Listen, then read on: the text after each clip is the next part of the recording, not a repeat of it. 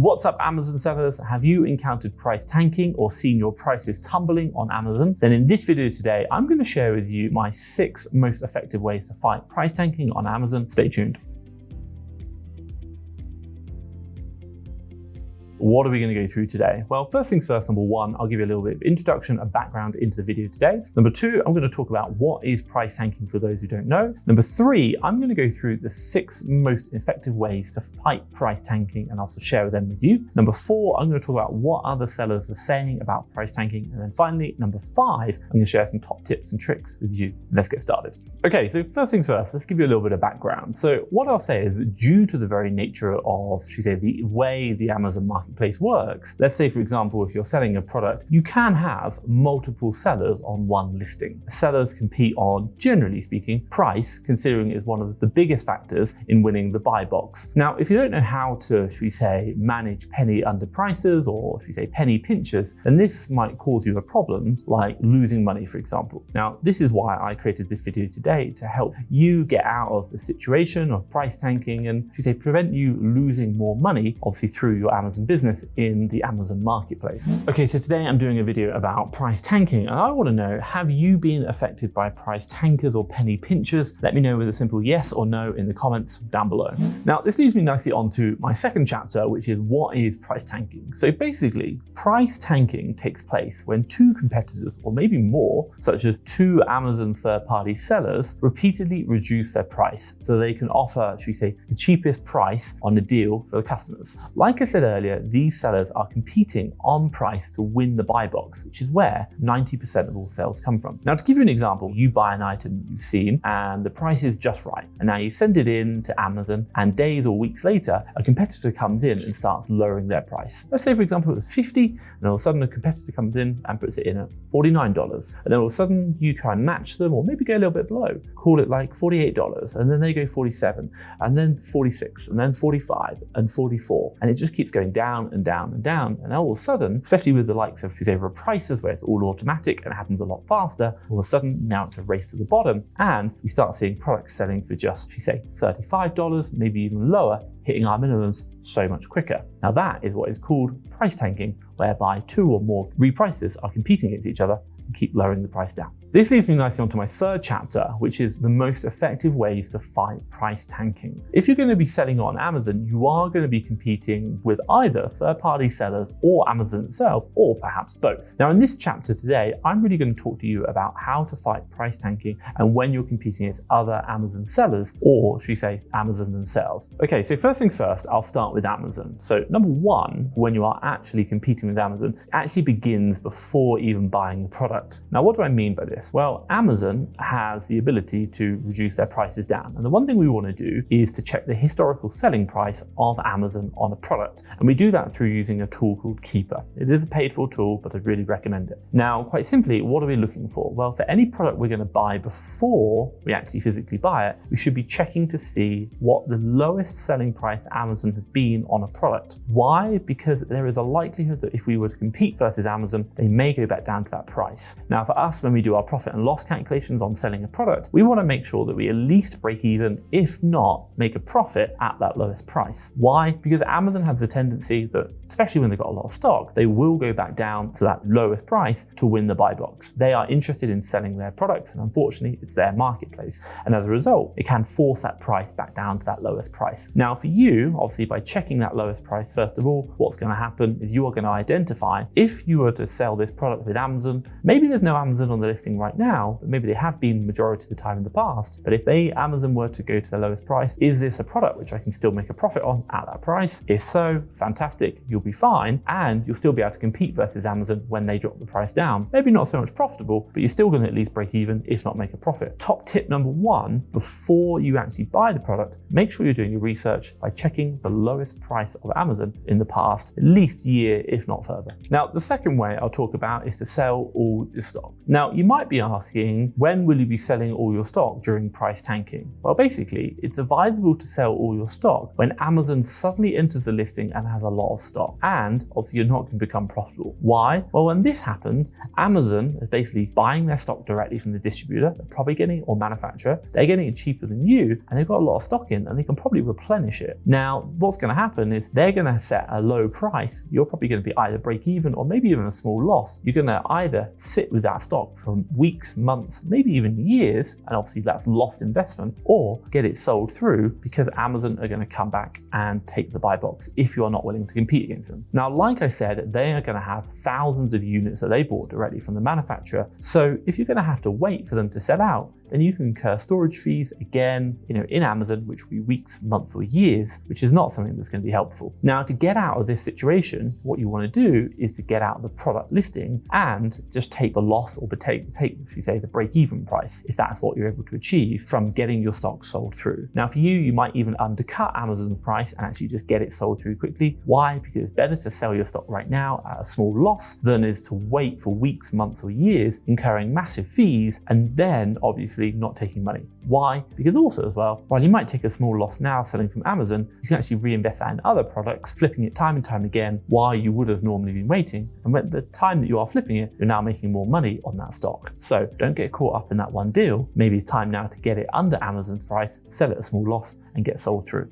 Now, the third way to fight against price tanking is, let's say, for example, Amazon is on the listing, and what you can do is check Amazon stock levels. If you can see that Amazon has low stocks, then you can still enter a listing and compete against them. But again, you can enter that listing and compete against Amazon when Amazon has low stocks, because you see that they might sell out, or perhaps maybe they don't rise their prices because they know that their stocks are going to run out. That's something to consider. But if you see that Amazon's got like more than 999 or 1,000 stocks, then I really would recommend, or maybe even 500, depending on the listing sales velocity, and that is how many the listing is selling per month, and generally I'd say don't enter the listing. This is because, like I said earlier, Amazon can just keep selling through their units while you are waiting, while you are incurring fees for them to sell out, which loses you more monies. Now, my top tip for you when you're coming in is really checking that Amazon stock, and that's something that's super important if you are competing against them. Again, you really don't want to be competing against Amazon with 1,000 stocks, but if it's got, maybe like 5, 10, that's something that I might consider.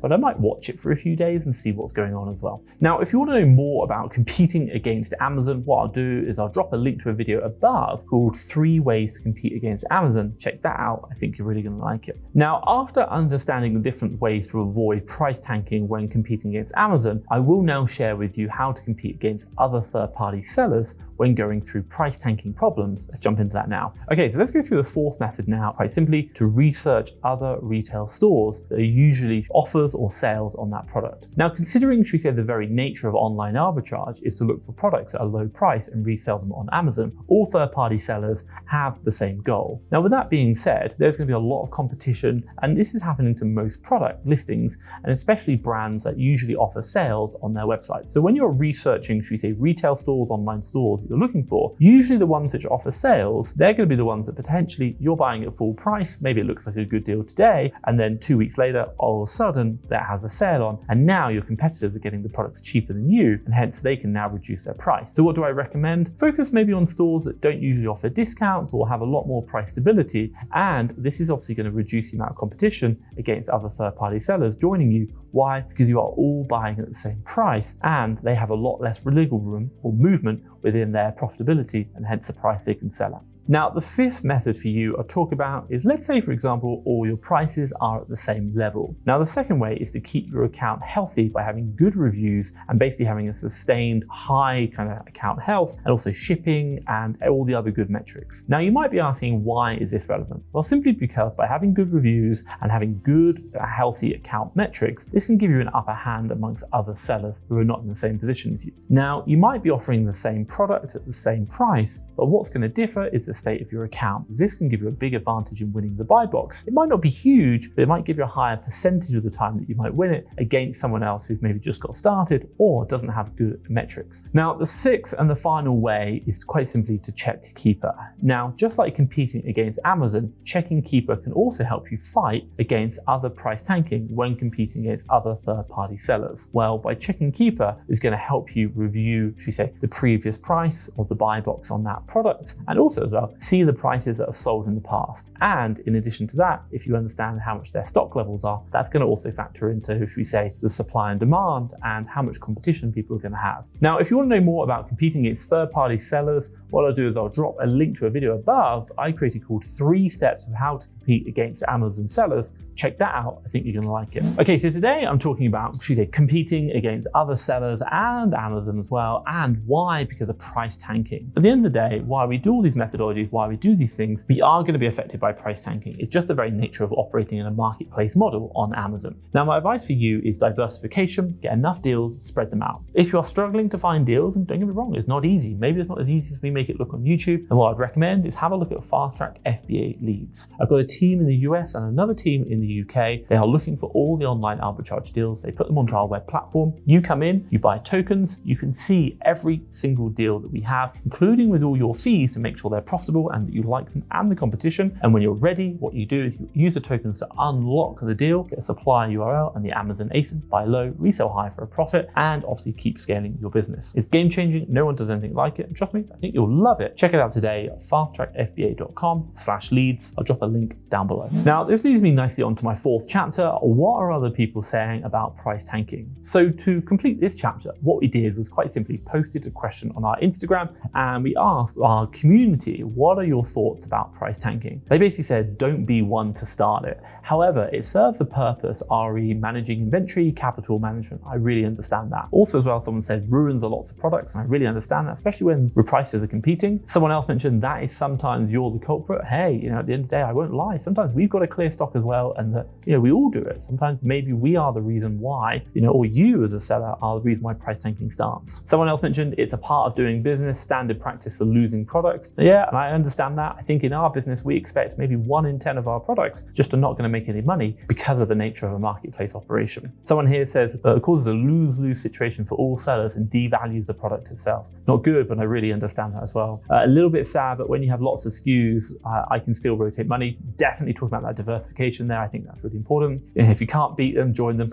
I know, I can understand that. Obviously, I hate it, and I really understand that. We're losing money. Someone here mentioned short-sighted, share the buy box, share the love. I can feel that one, definitely. Now, what I will say is thank you to all the people who participated in that question. And if you're interested in joining our Facebook group or maybe our Instagram, we'll drop a link down below. Check that out, and obviously you can be part of the community. Now, this leads me nicely onto my 5th chapter, which is some top tips. Now, what I'll say for you, first things first, number 1, top thing we always think about is avoid when Amazon is on the listing. We generally don't go into those listings. Now, if you want to save yourself the hassle, again, from competing with Amazon, generally just avoid all listings with Amazon on. Simple. Like I said earlier, it's Amazon's marketplaces. They rule the roost. They have control. So generally speaking, a lot of sellers do not compete against them. Now, the second top tip for you is make realistic expectations. Make wiser decisions before you're buying deals. Is it realistic that I'm probably going to make it? Use the sourcing tools to double check. Maybe take a cautious approach. Hey, if it sells well, fantastic. If it doesn't, don't bother. You can use things like Seller Amp, maybe along with Jungle Scale Sales Estimator to give you an idea of comparison between sales for months and competition to have an idea of what will be happening.